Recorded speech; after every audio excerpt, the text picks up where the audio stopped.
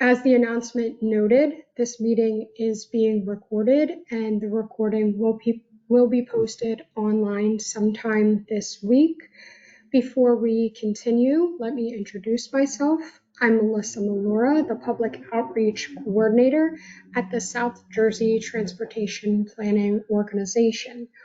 On Tuesday, March 12th, we opened a 45-day public comment period for the draft 2024 Public Involvement Plan. This meeting being held tonight is required as part of our public process and will be providing an overview of the PIP and revisions made to the plan.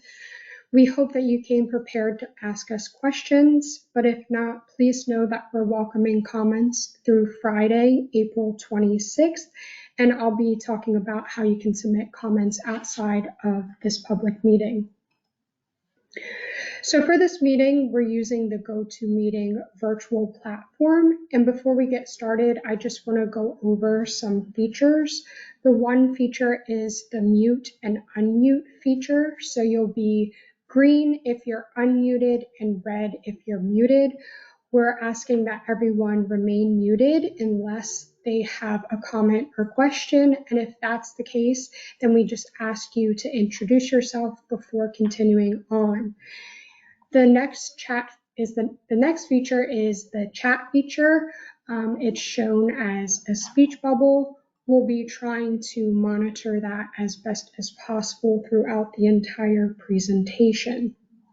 You're free to share your camera, but we're not requiring that for this public meeting. There will be several opportunities for discussion throughout this presentation tonight. To get everyone comfortable with participating early on, we are going to open with an icebreaker question. If you're participating virtually, you can use the chat feature or the unmute yourself feature. And we don't have anyone participating in person, but if they were, they could simply voice their answer aloud. So for the first question, we would like to know in one word how your day was so far. Do you mind when you sit down if you could check the chat feature?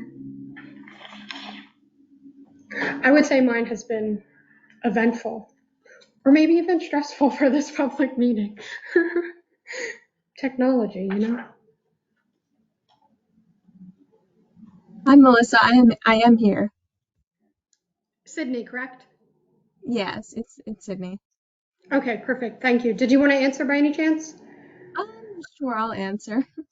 Yeah, I guess, I don't know, a little stressful, very busy. We had a big event, so I just figured I would join in and listen and see if there's anything, I could share with my organization or just, as personal interest.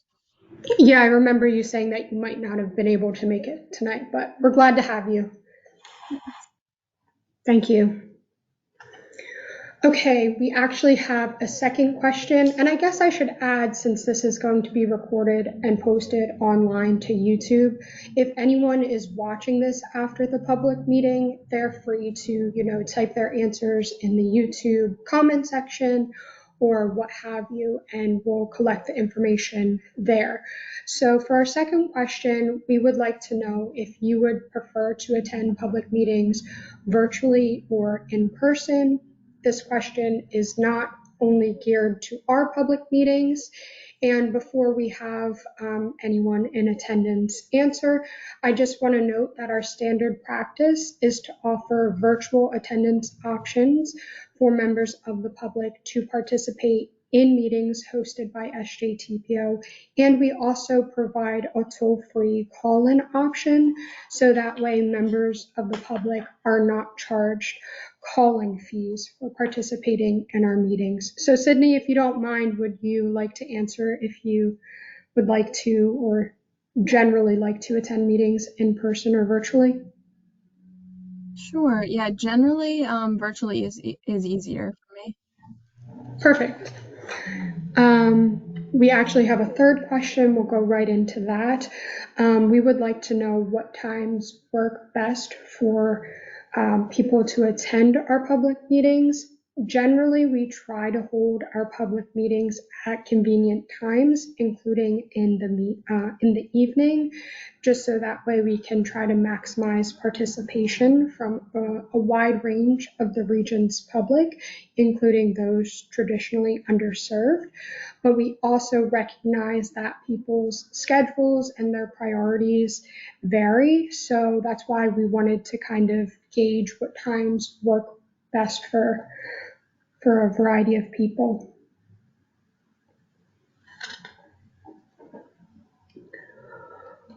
Okay, so moving on, this is the agenda for the evening. We're gonna have you all meet the team. We'll discuss a little bit about SJTPO, but the bulk of the presentation will be on the public involvement plan. We're going to have more questions throughout the evening. We're also going to have a dedicated question and answer session. We'll go through next steps and then we'll close out the meeting. All right, so as mentioned at the start of the meeting, I'm Melissa Malora. I'm the primary author of the Public Involvement Plan, and I also prepared all of the public outreach materials for this draft plan. Through the 45-day public comment period and this public meeting, we're aiming to adequately involve the public while ensuring we meet federal requirements. With me here tonight is Jennifer Marandino. She is the executive director, so she oversees the organization's, its efforts, and its plans. Our fourth question, and again, this recording is going to be posted after, so if you'd like to, we're going to post it to Twitter, so even if you'd like to type away into Twitter, you can answer these questions. Have you previously attended any of our public meetings? And then what made you want to attend tonight's public meeting? Sydney, do you mind answering this one? I know you kind of touched on it at the beginning, how you can potentially bring it back to your organization, but I don't know if you want to allude to that at all. Yeah, I guess that's all. And then, just personally interested in what SJTPO is doing as well. Yeah, just wanted to learn more about the public involvement plan. Yeah, and I appreciate that you were willing to share our public outreach materials through social media when I sent over that packet, so that's greatly appreciated. Sure. Okay, so a little bit about SJTPO. SJTPO was formed in 1993 and is the federally designated metropolitan planning organization serving Atlantic, Cape May, Cumberland, and Salem counties. SJTPO is one of 3 MPOs in New Jersey, with MPOs required in urbanized areas with a population of 50,000 or more.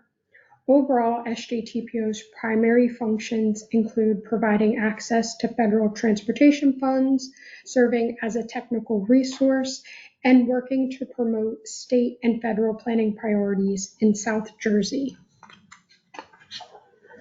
In an effort to be transparent and provide a meaningful and beneficial outreach process, SJTPO maintains a PIP, which is reviewed annually and updated as necessary. Federal guidance is included in the PIP to acknowledge how regulations are met. The PIP outlines the tools and techniques used to engage all segments of the region's public. The PIP also details how members of the public can request translation and interpretation services, and we're pleased to be able to offer those services through an on-call contract with a local company. Please know that all of our public materials including our newspaper advertisements, our other planning documents, emails, and even our flyers include language detailing how to make those requests. Plans prepared by SJTPO are made available for public review for at least 30 days. The only exception is the PIP, which is required to have a comment period of at least 45 days. You might see the terms core and vital documents on the slide. I'll be going into more detail about those terms in the next few slides.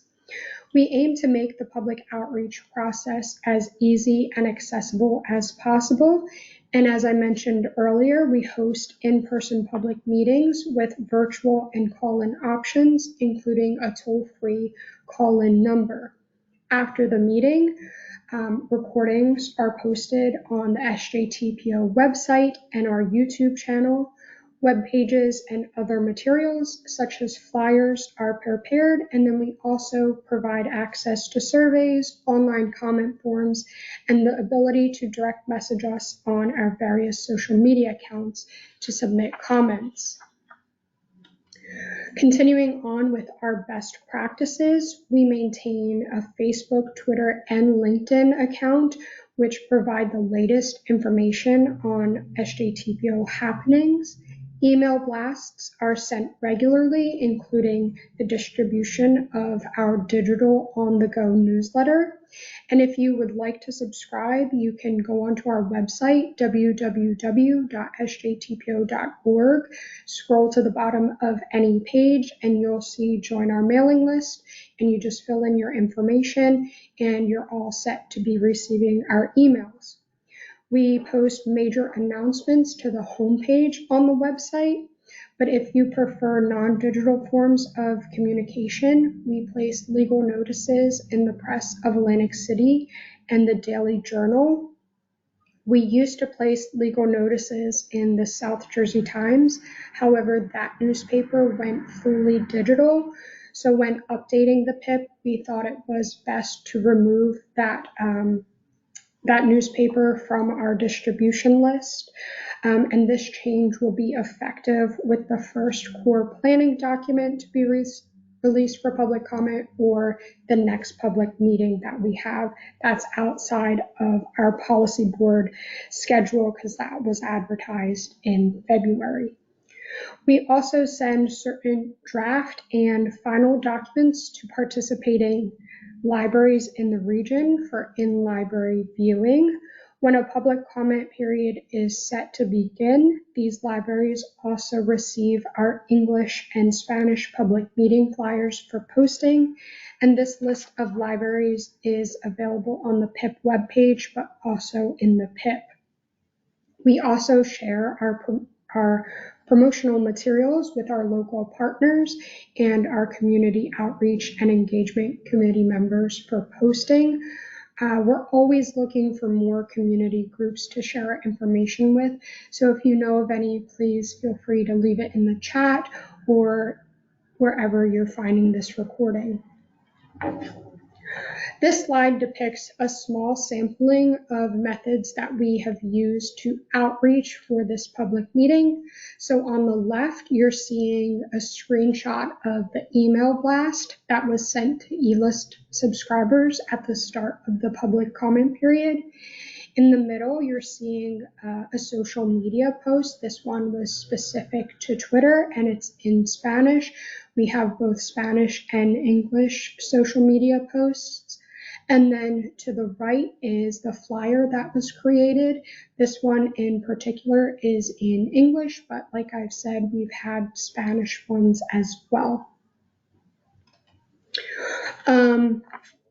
So our next question is, how did you hear about tonight's meeting?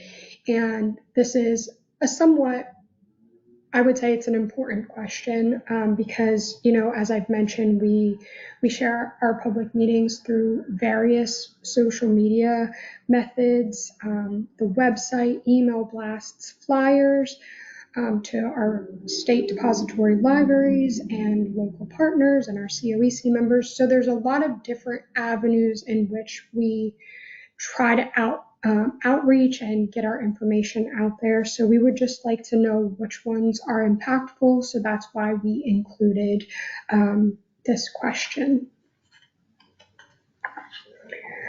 The PIP was last approved in September of 2023. The PIP is being updated this year to better clarify SJTPO's public outreach process and reflect modifications to SJTPO's best practices for incentivizing public outreach based on updated guidance from our federal partners. The latest PIP also identifies a change to the Congestion Management Process public meeting requirements, and then additionally the list of libraries where we send certain documents to was updated, so that way we have at least one county, one library in each of our counties. And I'll be going a little bit more in depth in the next slide. So, Sydney, this might be relevant to you. Have you had a chance to review the draft PIP at all?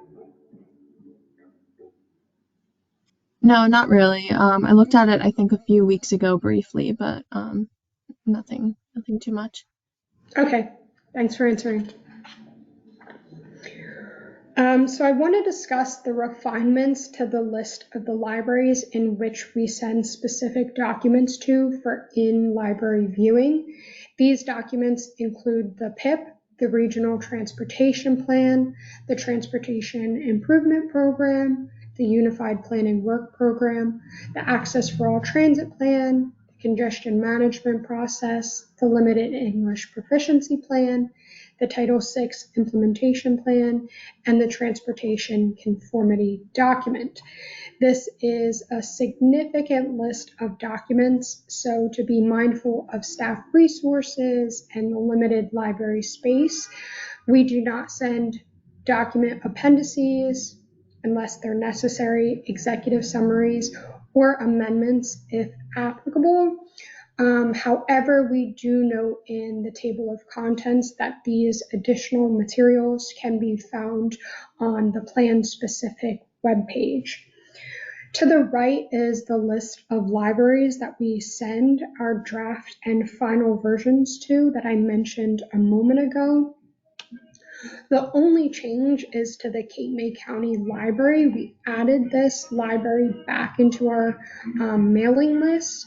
Funny enough, they were on our mailing list before COVID. Around the height of COVID, I reached out to all the libraries when I was updating the PIP to see if they wanted to remain on our distribution list.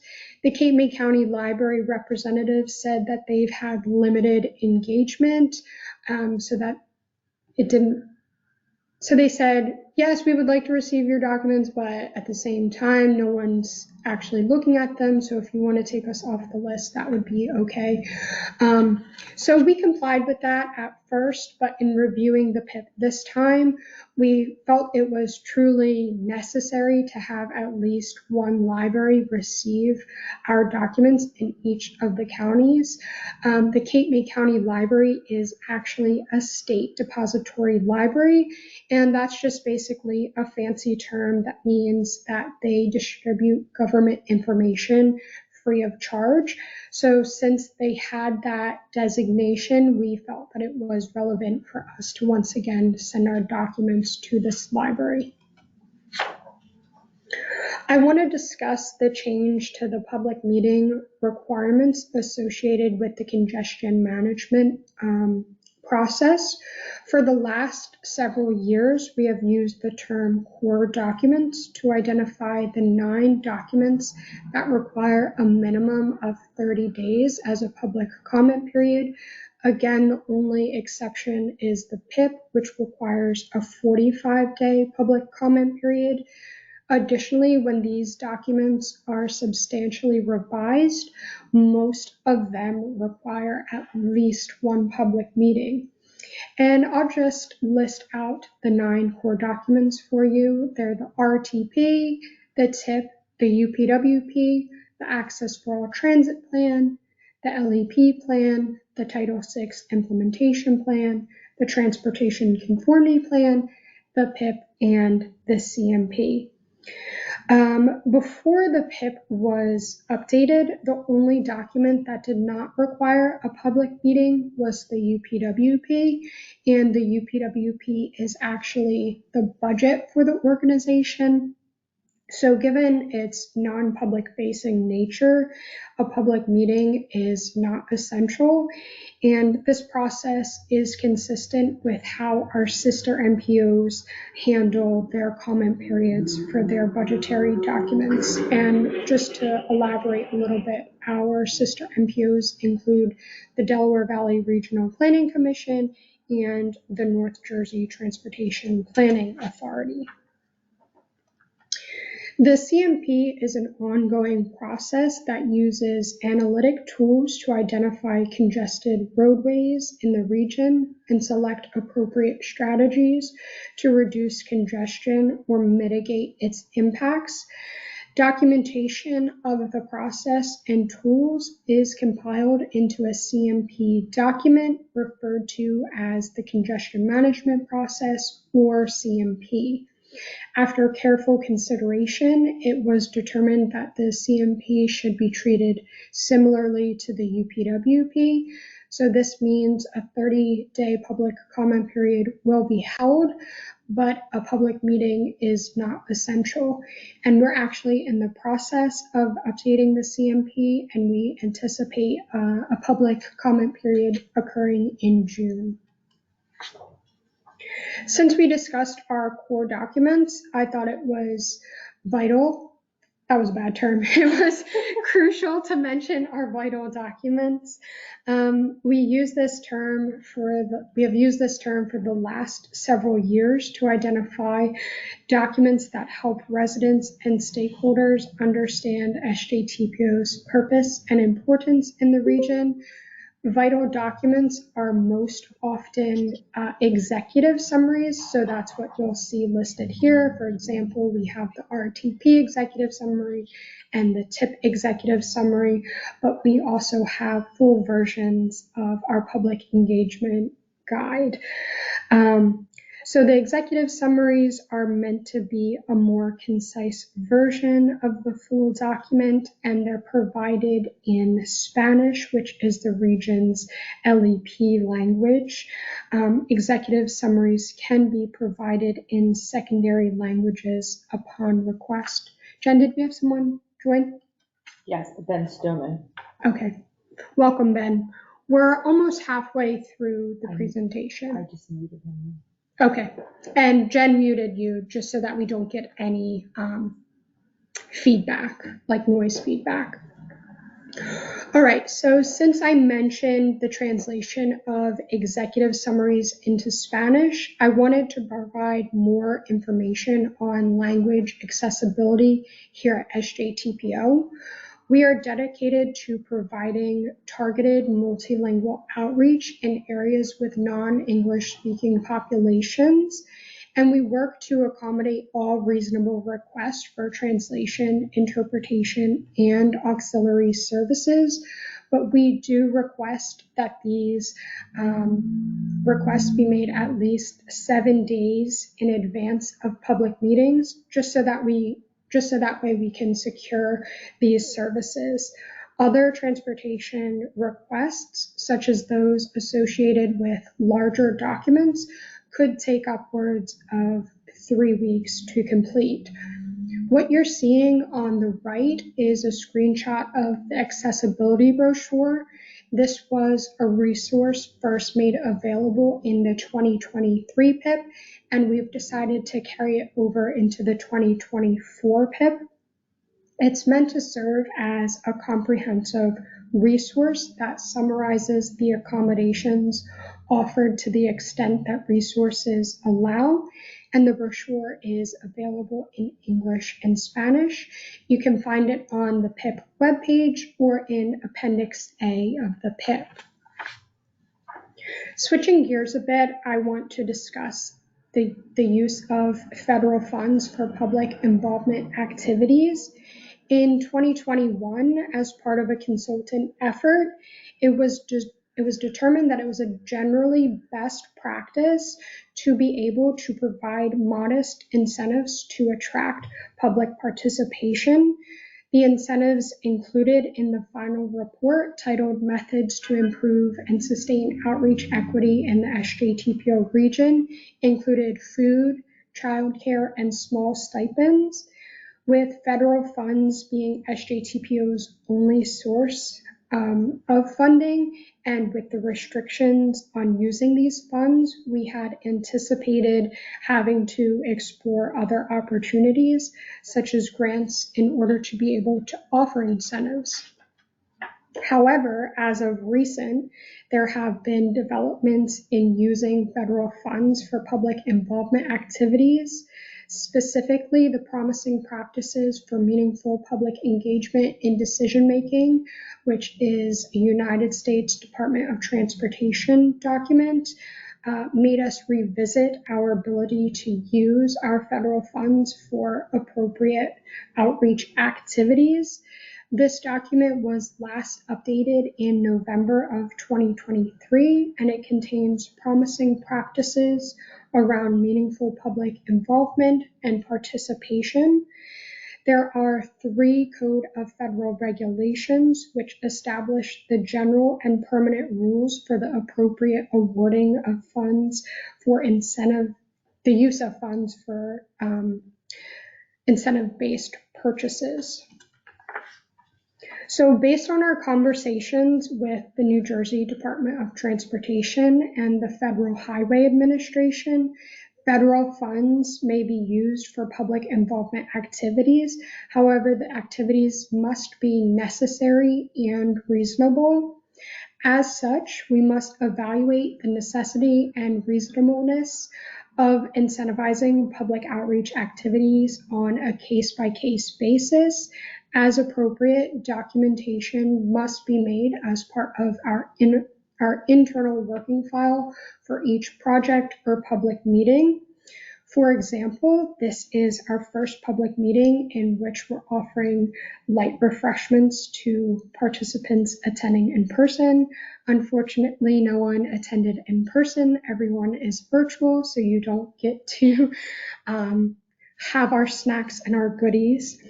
But in order to offer these light refreshments, we had to draft a justification memo addressed to NJDOT that was prepared a few weeks ago.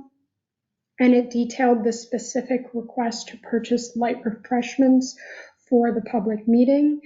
Given that members of the public were offering up their limited time to participate and that the public meeting was occurring during dinner time hours, the purchase of light refreshments was considered necessary and reasonable.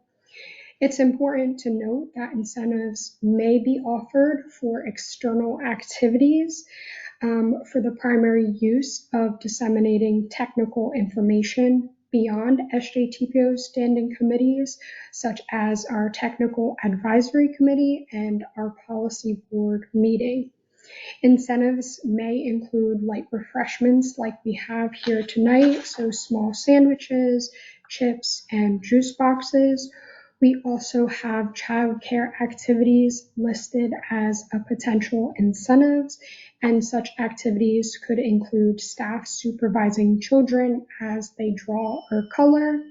And we also have financial incentives listed, and these incentives may include a gift card for participating in a survey or reimbursement for modest related travel expenses. So for those in attendance who might have joined a little bit late, we have questions up on the screen. They're dispersed throughout the presentation, and we're just looking for feedback from you. This set of questions in particular is geared towards the incentives that we may be offering for future public meetings. This question in particular is geared towards how important is it to you that food is offered at public meetings. So you're free to unmute yourself and answer, or you can even use the chat box.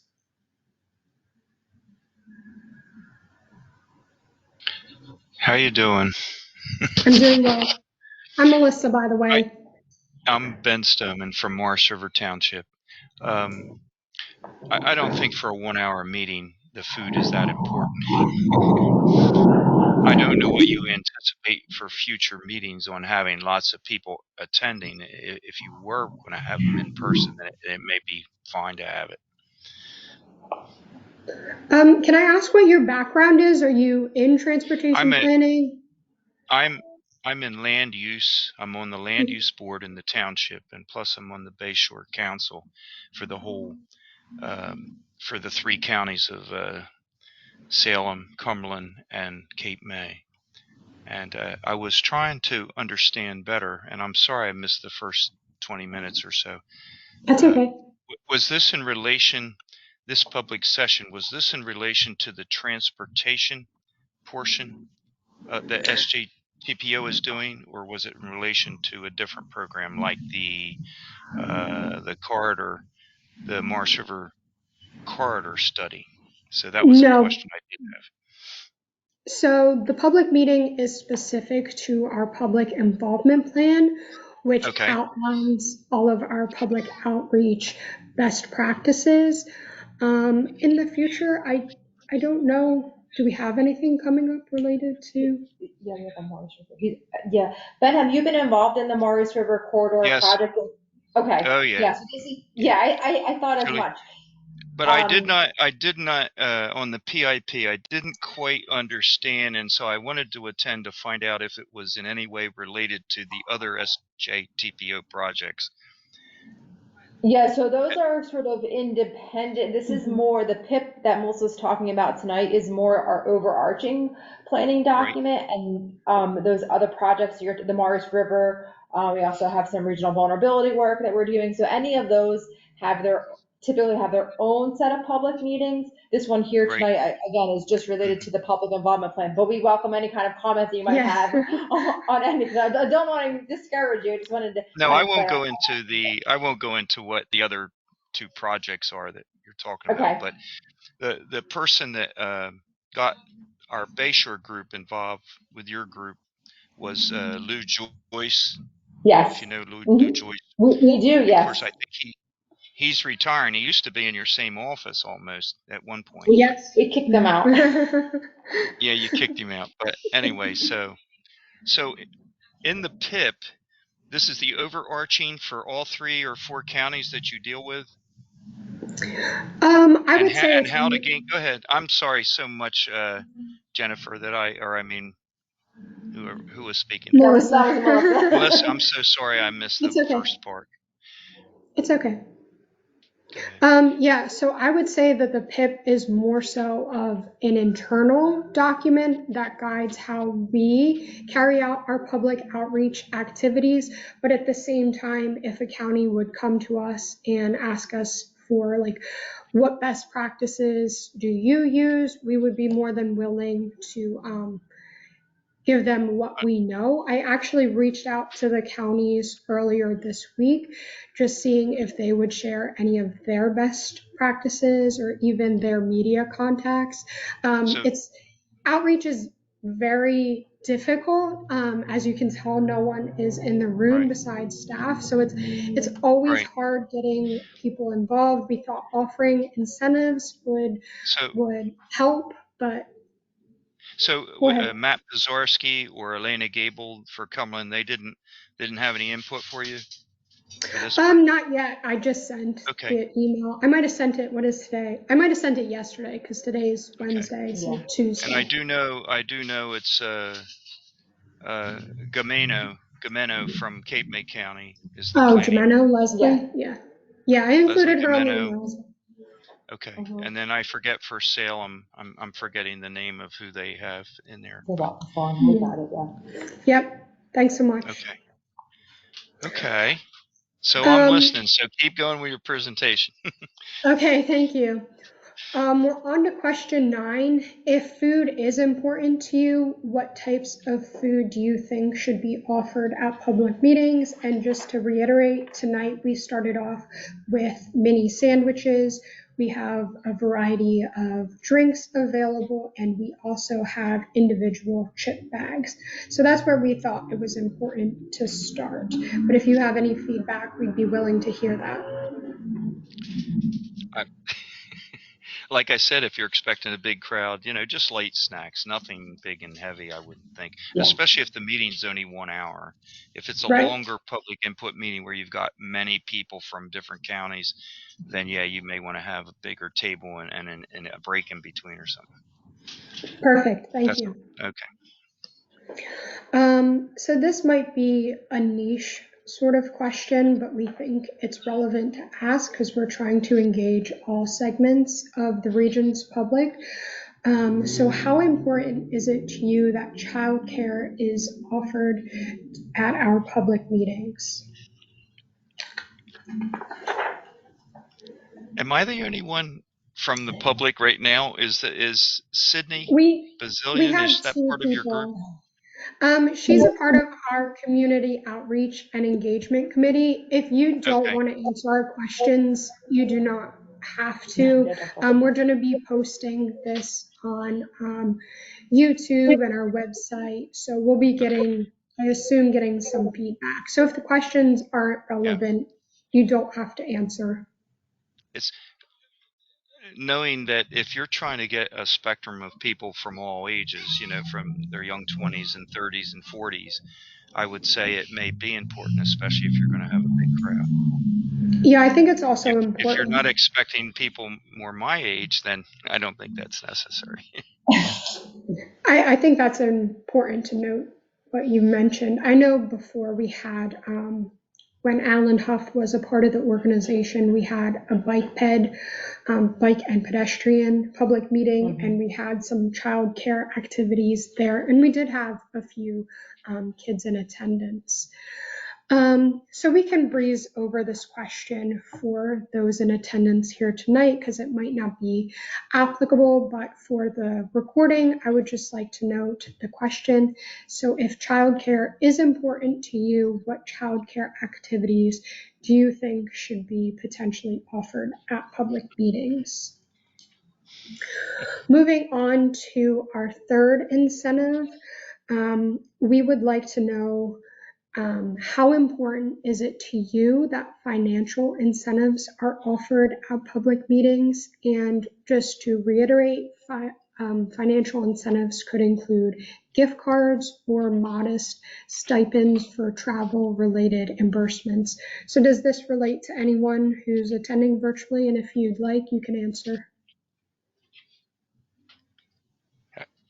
Yeah, I just want to say I think it's important to, have a lot of opportunities to engage the public, like you were saying, in all different areas of the public. So, yeah, I don't necessarily, I don't know if I have anything specific to weigh in on this question, but yeah, I do like hearing the questions you're asking and how you're considering engaging the public.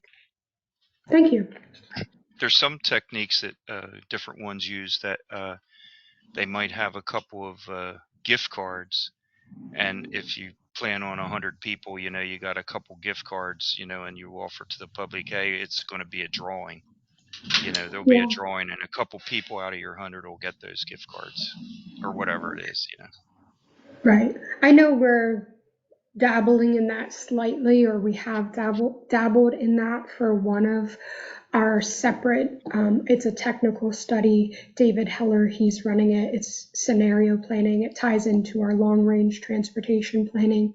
And I would say we got more responses than we would have if we didn't offer the incentive. It was a gift card incentive. So I'm sure we'll be dabbling in that a little bit more in the future. Do you guys have any sort of inclination as to what financial incentives we should be offering? I know you guys threw around gift cards. Do you think that's generally acceptable? Like people would be okay with that? Yeah. Something to me, the gift card should be able to be used almost anywhere that someone would go in the different counties. Right. All right, so we're actually done with the majority of our presentation, and I know that we had some good discussion throughout, so we greatly appreciate that. I know it's kind of limited how many attendees we had, so it might have been like picking on you a little bit more and drawing responses out of you, but I think nonetheless it was impactful. So, do you have any questions for us related to the public involvement plan or our best practices that we could hopefully answer tonight? I had one question because I missed the earlier part, but when are you planning on an actual larger public session? For the PIP or Yeah, other outreach yeah. process? So this is our only public meeting for the PIP, but the comment period, it began on Tuesday, March 12th, and it'll run through Friday, April 26th. So we like to hold our public meetings sort of in the middle of the comment period, so that way, if the public meeting or they see the recording, if it conjures up any sort of questions that they might have, they can still get those to us. And in terms of outreaching to the public, you can find information on our website, our social media channels. We have Facebook, Twitter, Instagram. We've sent information to select libraries. So I would say we try to be as hands-on and try to get our information out there as much as possible. But we do appreciate every like, every share. Yeah. I did want to address one comment or question that came in, and it says, do you anticipate SJTPO incentivizing future outreach activities? So I know we focused on that quite a bit tonight. That is something that we're kind of getting our feet wet with, so to speak. So I would say that we are likely to incentivize future outreach activities. We've always recognized that people offer up their limited time, whether it be in the evening, during dinner time hours. We've always recognized that, and we greatly appreciate those who can attend, who are willing to attend, who, voice their comments. So we think it's essential to kind of welcome them and help them out in any way we can. We don't want them to have to leave our public meetings without being satisfied, whether that be with a light refreshment or what have you. But to reiterate, using federal funds, it does have to be approved by our federal partners and even DOT through a justification memo, and that typically occurs ahead of time. And then we even have to show documentation afterwards. And again, we're very new to this, so it's a learn as you go, and I'm sure we'll evolve. But I think, yes, the idea is to incentivize future outreach efforts. In terms of other public outreach activities coming up, I know that's not entirely relevant, but I'll just plug it any way that I can. We do have a regional vulnerability public meeting coming up. I want to say that's April 24th. I think it's at 5:30. That is just virtual, though. It is virtual. If you're subscribed to our e-list, mailing list, I should say, we'll be sending out an email later this week, if not early next week. It'll include both information on this public meeting. It'll tell you where to get the recording and how to comment after this public meeting through Friday, April 26th. And then it'll include information on the regional vulnerability public meeting. I don't know too much about that study, but I just thought I'd plug it here in case anyone's interested. That definitely, for myself, that's definitely something that I had input to that group, for which areas flood and getting, traffic back and forth, hurricane emergencies and all the rest. So thank you for that information.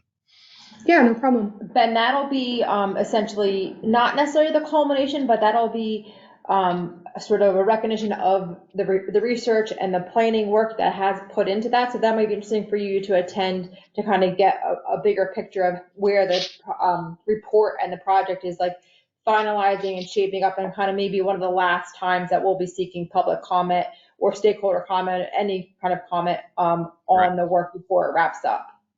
Right. Okay. I'll speak to Elena Gable because Yep. she would She be should up be on that sending one. yep, she should be sending an email to some stakeholders either this week or next. Okay. Thank you. You're welcome. We are getting close to time, and I know we have limited engagement. Those in attendance right now, I don't want to force anyone to, comment if they don't have any comments. So I'm going to move forward with our next slide, and we can always come back to any questions or comments. So this slide details our next steps. I've mentioned it a few times throughout the presentation, but the public comment period will end on Friday, April 26th. At that time, we'll review any comments or questions that came in. We'll respond to them, and those responses will be included in the final draft PIP. That final draft will be brought to TAC recommendation for policy board approval on May 13th. Then the policy board meeting is on Tuesday, May 28th. Hopefully at that meeting, they'll approve the PIP. Once the PIP is approved, it'll be posted to the website. It will also be mailed to the libraries that I mentioned earlier in the presentation, and the New Jersey Department of Civil Rights will receive the document for their record keeping. After all of that, we'll work on the executive summaries. They'll be both English and Spanish, and they'll be posted to the website no later than mid-July. And then we've come to the end of our presentation. The information on this slide is available on the SJTPO website, and it has been shared with via public notice in area newspapers and then through our email list. So members of the public can submit comments outside of this public meeting by emailing us, and the email address is pip@sjtpo.org. We also have a comment form available on our PIP webpage, and that URL is www.sjtpo.org/PIP. Our fax line is also open. You can direct message us on Facebook or Twitter, and our handle is @SJTPO. We also have our mailing address up there. I'll just reiterate that the comment period is open for roughly 2 more weeks. The end of the comment period is Friday, April 26th. We have physical copies here at the office to view if you'd like, and then at state depository libraries in the region. The only exception is the Cape May County Library. They don't have the draft plan, but they will have the final approved plan. If you or anyone you know requires translation or interpretation services, you can visit the PIP webpage and you'll find all the information necessary in order to have that request secured. And then this public meeting recording will be available online. Hopefully by Friday, it'll be on the website or our YouTube channel, and the name of our channel is listed on the slide.